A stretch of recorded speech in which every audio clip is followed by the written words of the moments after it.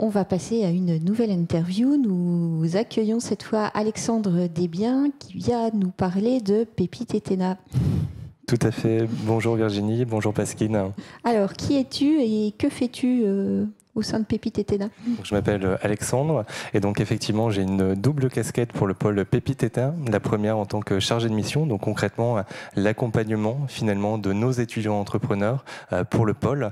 Donc concrètement on accompagne au quotidien 250 porteurs de projets, donc des étudiants entrepreneurs, donc de l'enseignement supérieur, de niveau Bac+1 jusqu'au doctorat, sur des projets de création d'entreprise dans tous les domaines, de la création de commerce de proximité jusqu'au projet de recherche et développement au sein des laboratoires de l'université. Et la deuxième casquette, effectivement, donc référent plutôt opérationnel de la formation Disrupt 4.0, qui est également une formation proposée par le pôle Pépite Etena et la faculté de sciences économiques et de gestion de l'UNISRA. Et pour le coup, là, c'est une formation en gestion de projet, numérique et entrepreneuriat. Ah, que je connais un tout petit peu.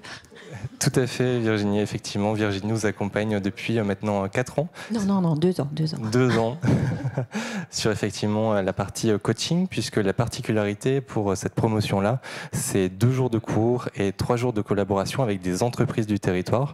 Et le petit plus, c'est qu'effectivement, c'est-à-dire qu'on est sur la même dynamique qu'aujourd'hui dans l'événement Un Hackathon, mais sur un temps beaucoup plus long, 5 mois de collaboration avec des entreprises du territoire. Et donc le petit plus, ce sont les coachs qui sont mobilisés pour accompagner ces équipes projets.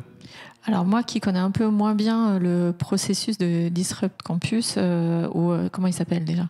Disrupt 4.0. Disrupt. C'est un diplôme universitaire. Disrupt 4.0, est-ce que vous pouvez m'en dire plus pour que je comprenne comment ça fonctionne, quelles entreprises se sont engagées, quel type d'étudiants, quel type de projets sont derrière ?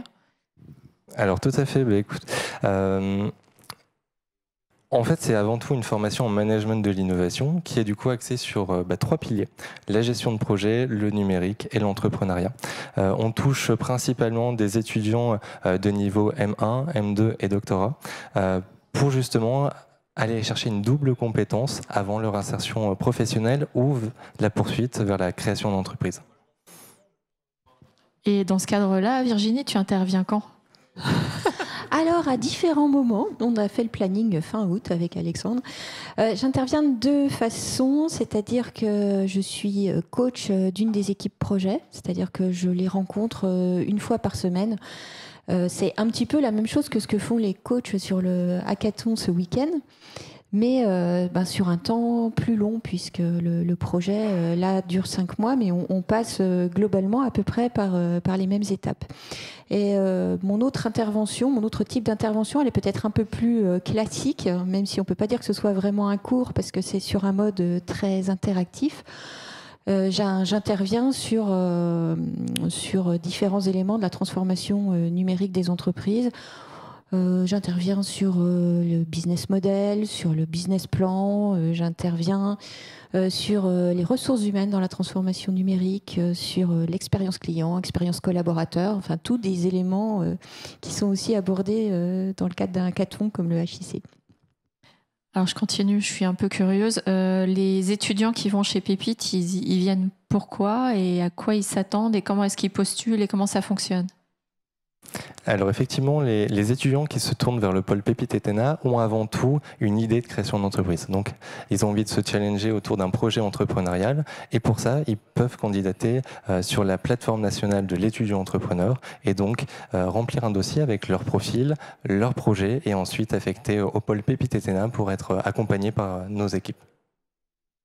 Et on a vu tout à l'heure, quand on échangeait avec Christophe Collet, le directeur de TPS, que de plus en plus de formations intègrent une dimension intrapreneuriat. Et pour les étudiants qui sortent de formations plus classiques, comme celle de l'université traditionnelle, qu'est-ce que Pépite met à leur disposition pour les aider à franchir ce pas vers l'entrepreneuriat, Alors ça, c'est effectivement un axe de développement pour le pôle. Aujourd'hui, le pôle a 3 missions principales. La première, bien sûr, l'accompagnement, mais aussi la formation et la sensibilisation. Sur le volet de sensibilisation, concrètement, l'équipe intervient justement dans des formations existantes pour justement proposer en fait des challenges assez courts, 24 heures, 36 heures et 54 heures pour sensibiliser à tous les fondamentaux de l'entrepreneuriat. Donc on intervient bien sûr dans des formations de l'université dans son ensemble. Alors moi j'ai déjà vu dans le cadre de mon activité chez Incubator, je vois régulièrement des projets pépites qui viennent nous rencontrer. Est-ce que tu aurais des exemples de projets pépites qui seraient sortis, qui seraient potentiellement passés par le HIC, qui seraient aussi chez Pépite? Moi j'en ai quelques-uns en tête. Mais, moi aussi. Oui, c'est ça. Est-ce que tu pourrais nous donner quelques exemples et comment vous les accompagnez et comment le HIC intervient dans leur parcours? Est-ce que c'est plutôt en amont? Comment ça fonctionne? Alors, en passant par justement le Hacking Camp, les étudiants balayent justement les premiers fondamentaux en fait. L'analyse d'un problème, trouver une solution ou la conceptualisation d'une solution, arriver sur des livrables et derrière trouver le ciblage et leur positionnement. Nous, on intervient sur la suite.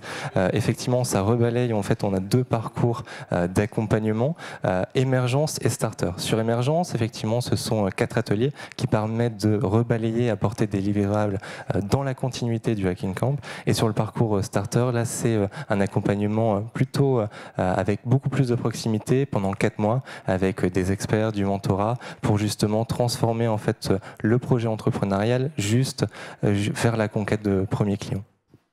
Bon alors Virginie, tu avais des exemples, donc vas-y. Alors j'ai Prosoon en tête. J'ai bien sûr Atolia en tête.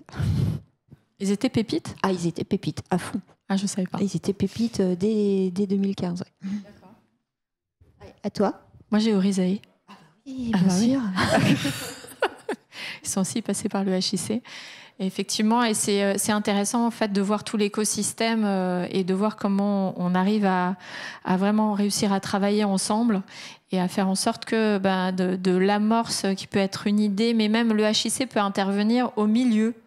C'est-à-dire, ils ont été accompagnés par Pépite et puis d'un coup, ils se disent, OK, il y a une branche que j'ai pas vue qui est un peu plus tech et puis j'aimerais bien aller la tester lors du HIC ou alors je vais découvrir des nouvelles personnes et je vais pouvoir potentiellement embaucher ou avoir des apprentis, des stagiaires. Je vais aller les trouver au HIC et ensuite je continue mon parcours. Et ensuite, potentiellement, on peut arriver dans un incubateur comme Incubator. On arrive vraiment à faire un parcours entre je suis étudiant, je participe à des hackathons et ensuite je fonde ma boîte, quoi. Je saurais pas donner des statistiques, mais je trouve que c'est vraiment intéressant de se dire on a tous chacun sa place dans le parcours. Et donc ça c'est un des points. Aujourd'hui, tu veux compléter? Je te rejoins tout à fait, c'est-à-dire qu'aujourd'hui, ce genre d'événement permet d'intégrer la posture avant tout entrepreneuriale. Et derrière, finalement, on voit bien, par exemple, William de Green Phoenix revient finalement en apportant finalement un nouvel axe de développement pour son entreprise. Donc William est l'un de nos porteurs de projets sur Green Phoenix. Et effectivement, ce genre d'événement permet à la fois d'être dans l'émergence, mais également le développement d'activités au sein de projets déjà lancés. Oui, je crois que c'est pareil aussi aujourd'hui avec Tech for Gaia. Alors, ils n'ont pas été pépites, mais ils ont déjà fait... Il y a eu des bouts de hackathon, il y a un accompagnement chez Semia, et maintenant, il y a de nouveau un bout de hackathon avec le développement de quelque chose, d'une activité qui n'existait pas auparavant. Donc, il y a vraiment un parcours... plutôt fluide, avec des opportunités qu'on va aller saisir et qui permettent de générer de nouvelles choses. Mais est-ce que c'est la première fois que tu participes au HIC? Oui, c'est une première pour moi. Et donc, qu'est-ce que tu en penses? Qu'est-ce que tu as vécu et comment tu le vis? Je suis assez bluffé justement par l'énergie que dégage un tel événement. J'étais plutôt acteur sur des Startup Weekend. On retrouve la même énergie, mais avec des enjeux différents, des enjeux de MVP. On a beaucoup de compétences à disposition. On voit que les équipes ont envie d'en découdre. Donc ça, c'est plutôt une bonne nouvelle et on a hâte de voir justement le résultat de ce challenge. Juste pour terminer sur la partie étudiant-entrepreneur, si parmi nos participants là ou ceux qui nous écoutent, certains se disent « Oh là, mais moi je suis étudiant et puis j'aimerais bien commencer à me lancer dans un projet », comment doivent-ils procéder? Comment est-ce qu'ils prennent contact avec vous? Quel va être le chemin à parcourir? Alors, premier réflexe, c'est soit de nous retrouver directement sur les réseaux. On est sur Facebook, Instagram, LinkedIn, en tapant Pépite Etena. Et au-delà de ça, on a forcément un site internet, etena.unistra.fr, où là, vous pourrez retrouver en fait l'ensemble finalement des informations sur les parcours d'accompagnement, l'accès à l'espace de coworking, les process justement pour candidater au statut d'étudiant entrepreneur, la formation Disrupt, les Fab Labs, et également vous aurez en fait tous les contacts pour aller rencontrer les membres de l'équipe. Et pour finir, finalement, là, tu es coach sur le HIC. Qu'est-ce qui t'a le plus marqué jusqu'à présent? Tu parlais de l'énergie, mais au contact des différentes équipes, quels sont les besoins qui t'ont surpris? Alors c'est une excellente question. Moi, ce qui me marque avant tout, c'est la diversité des profils et à la fois aussi leur complémentarité. C'est-à-dire que la diversité des projets et la capacité finalement... Alors désolé, on va les trahir. Il y a Yannick Jost, président d'Alsace Digital, et il y a Yann-Éric Decorde, Head of Coach, qui sont en train de faire les pom-pom girls au sommet de l'amphi pour nous faire rire, ce qui marche pas mal. Mais ce qui ne nous empêchera pas de finir cette interview. On te redonne la parole, Alexandre. Dans cette dimension, effectivement, le vrai challenge également pour les équipes qui ne sont pas toujours préparées finalement à la gestion de projet, c'est de savoir s'approprier finalement du problème et en si peu de temps arriver sur un livrable et un projet de création d'entreprise pour certains ou un développement pour des entreprises qui sont déjà créées et qui sont là aujourd'hui, notamment des grands groupes. Et donc effectivement, ce qui va être un challenge, c'est la coordination finalement de ces équipes qui ne se connaissent pas encore, trouver rapidement des moyens pour rendre l'information transparente, l'affectation des tâches, et puis dans un temps assez court, rester aligné avec les hauts et les bas de ce genre de challenge. Mais c'est une belle aventure. Donc tu reviens l'année prochaine?